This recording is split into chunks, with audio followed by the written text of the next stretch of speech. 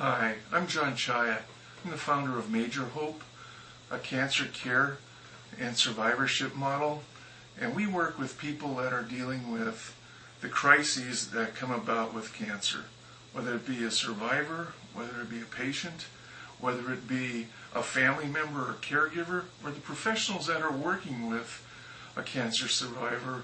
We seek to help them be better equipped and educated in understanding how to address the issues based on a cancer survivor's perspective. I myself am a cancer survivor, and my wife and I ran through two of the quick crises that occur, one right after diagnoses, and then the other one that occurred after treatment was over. I know I've been one of the fortunate ones and I'm cancer-free now, but I know many people go through a long journey with cancer, and the two crises I'm talking about are financial and spiritual. Today we're going to be talking about the financial crises of cash management. With me is Jim Lund. He's a senior financial advisor, a certified planner with North Rock Partners, and he's going to share his perspective and his experiences with dealing with people that have cancer and also cash flow issues. Jim, our first question is, how do you manage cash flow while you're going through cancer? Well, Jake, that's a great question. Now, you ask it as if cash flow planning is only important after care. Cash flow planning is appropriate and important for every single individual at any stage in their life, whether they have cancer, they don't have cancer, whether they're just learned that they've got cancer, they're in the middle of their treatment, or they've now concluded their treatment. Cash is the lifeblood of your financial plan.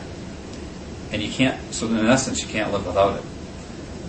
And cash flow planning is pretty important for all individuals to be thinking, how can they maximize the use of their cash? You know, it's really not my job to help them make that money. They're out there earning a living, making money, doing the jobs that they're involved in and so on. My job is, once they've made that money, is to make that money work as hard as possible for them and for it to help them reach the goals that they've got for themselves and for their families. So one of the ways that we do that, I think, is one of the most efficient ways to manage cash flow, in my opinion, is to get it invested as quickly as possible. So I just had this conversation this morning with a prospective client where we were talking about taking their paycheck, wherever that money might come from, whether it's from current employment or it's coming from Social Security Administration or it's coming from a pension plan or wherever that money might be coming from. Wherever the source is, have it be direct deposited into their investment account. And it depends on the investment account, of course, but the account that I'm thinking about, we call it a one account, and the benefit of this account is it has check rating privileges, it's got a savings account attached to it, and it's got investment accounts attached to it. So it's this ability to be able to get that money invested in a higher yielding savings account initially, and then send money to their local bank account, in essence, kind of like the allowance. What are they living from? What do they need to live from? Let me give you an example. Let's say the dollar amount is they're spending $5,000 a month to cover their living needs, whatever that might be. The mortgage is embedded in that. The car payment is embedded in that. Their food bill, their insurance costs, all that stuff is just kind of embedded into that $5,000 per month. And we send that out to their local bank account to be able to pay all those bills on a monthly basis. And then what's left, let's assume that maybe the paycheck was $6,000. So now that $1,000 that's left is already earning some income. At the same time, it's out of sight, out of mind for that individual. And so they're not apt to spend that money like you would if it was sitting in your checking account at the local bank. So I've heard this many times, time and time again, where when people put money into their 401k plan or their retirement plan, they don't feel it as much because it's out of sight, out of mind. It's the same concept. Get the paycheck out of sight, out of mind as quickly as possible. Get it invested in something that's paying some return, unlike most checking accounts around town are paying virtually nothing, either 0.02% or less. So let's get it into something that might be paying, half a point or a full percentage point or even a point and a half. And then when they need the money to be able to pay bills, have that systematically transferred over to that bank account to be able to cover those bills. So once a month, maybe it's $5,000 a month, month after month after month. Now, some people feel a little bit uneasy about that initially, at least, and they feel like, well, am I really in control of my cash flow? You are, because let's say that $5,000 wasn't enough. What if you find out that, oh my gosh, I'm running out of money before the end of the month? Well, let's ratchet that up to $500 or another $500. Maybe it's $5,500 for that month then. We need to figure out how much money you need to live from on a monthly basis. And most people don't like budgets, and they don't take the time to put together budgets. So this is a way for them to back into, what is my budget? What am I spending? What do I need to live from? Yes, we can work on budgets together, but I do find many times people don't want to take the time to go through that exercise. So again, this is a way for us to get at that same number. What is it that I need on a monthly basis to live? Once we've figured that number, once we've gotten to a point where the person's comfortable with what they're receiving from their investment account, then the excess can be invested for other goals. Whether that might be to build their cash reserve higher, or it might be to save for kids' education goal, or toward the financial independence goal. Those are additional questions that we need to answer. But the first thing to figure out is, how can I capture that in the most efficient, the quickest way, get the best rate of return on it, keep that money invested as long as possible, pay bills as late as possible without incurring any penalties and so on, of course. And again, be efficient with your cash flow. Good words of advice, Jim. Let's change the subject now. Suppose we have the fortunate situation of a person becoming cancer-free. Now they're looking at revisiting their past goals, they're looking at their future goals, they're looking at where they're going to go from here. What advice do you have for this type of an individual? Well, this is where the fun begins. That's awesome. You now know that you're cancer-free, you've got a long, healthy life ahead of you, and you've got these goals. Now, you've had these goals, chances are, prior to knowing that you had cancer. And now that you've had that experience in your life, I think it gets you to be more serious about what the future holds and what you want to accomplish with the rest of your life. So it's a good opportunity to reset, to think about what is important to you, what's important to your family, and what you want to achieve. Related to financial matters, how can you get to the various goals that you might have, financially speaking? And that takes step one is to define it. Determine what it is that you want. And then, is there a cost to that? And if so, what is that cost?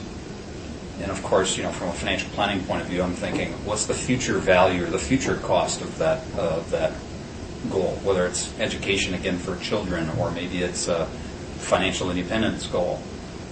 Playing out the scenario of what that goal looks like financially then allows you to see where you're short, when you're short, how much you might be short, if you are short, or maybe you've overfunded your retirement plans and you really don't need to be putting so much away toward that particular goal, which would give you the freedom and flexibility to say, okay, I don't need as much toward the retirement goal any longer. I can put that money toward the education goal, or toward the next house goal, or toward whatever those various goals might be. Maybe it's travel, maybe it's buying a boat, buying a different car.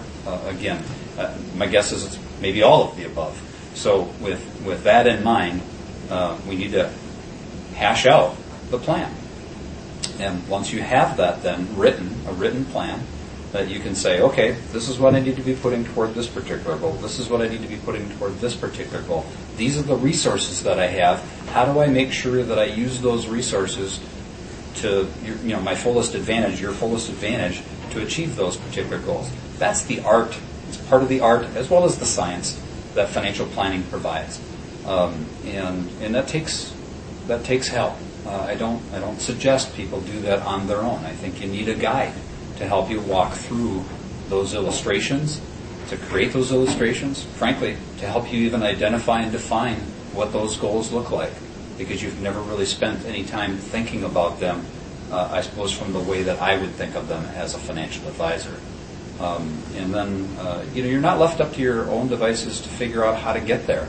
It's really the financial advisor's job to figure out, based on your current resources, how you're going to get from this point to that point. Excellent insight, Jim. One of the concerns I had was looking at how much money I spent on treatment, whether it be for prescription, co-pays, taking care of additional expenses that were unplanned during my bout with cancer.